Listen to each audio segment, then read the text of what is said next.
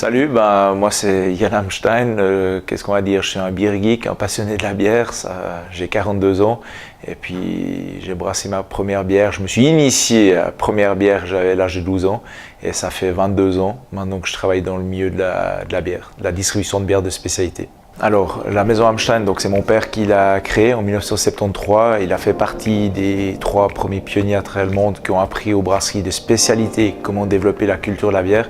Et aujourd'hui, j'aime bien utiliser le surnom le dernier des Mohicans, qui avons lancé ce fer de lance aujourd'hui qui est juste planétaire et international, dont la Suisse fait partie des pays qui se sont le mieux développés. La Suisse a été le premier pays à travers le monde à introduire une taxe au kilomètre, donc ce qui a déjà fortement augmenté le prix de revient des produits qu'on développait. Bien sûr, ça a eu une conséquence sur les emballages consignés parce que ça renchérissait le produit qui faisait un aller-retour, alors que l'emballage perdu était jeté dans la commune où on se trouvait ou par rapport aux sociétés de recyclage qui étaient dans les zones. Et immédiatement, le Conseil fédéral derrière a introduit une taxe sur l'emballage perdu pour rééquilibrer ce surcoût, ce qui fait que ça a un petit peu rétabli la balance. L'emballage consigné a tout un avantage, c'est déjà de penser à son futur, de réutiliser, c'est produire moins de déchets. On va commencer déjà par les avantages, c'est éviter la consommation, de produire des déchets en surnombre. Ça, c'est une chose qui est très claire pour les emballages consignés.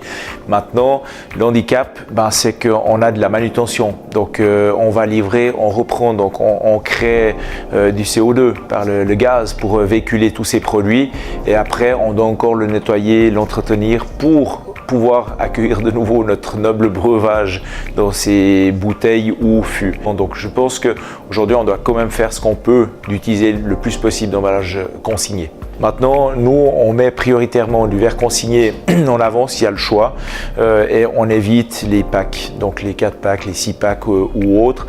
Bien que malheureusement, il y a quand même une forte pression de la grande distribution ou de certains magasins qui souhaitent orienter le plus possible sur ces packs.